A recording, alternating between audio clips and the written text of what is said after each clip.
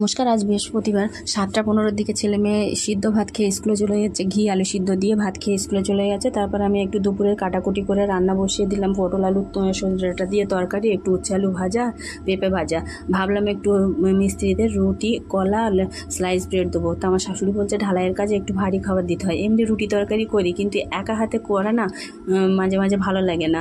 মানে একা হাতে বেলা সেঁকা, তারপর দুপুরের রান্না বান্না, তার সেন্টারে যাওয়া, তো সেই জন্য মাঝে মাঝে ব্রেড দিই। কিন্তু শাশুড়ি বললে তো রুটি তো করতে নেই, মানে আমার বাবা বলতো অসহ্য মাথায় পোড়া ভাজা খেতে নেই, তো সেই জন্য রুটিটা করতে পারছি না। গতকাল লুচি দিয়েছি, আজকে একটু পরোটা করলাম, একটু কলা আর দুপুরের যে তরকারি সেটাই দিলাম মিস্ত্রিদের।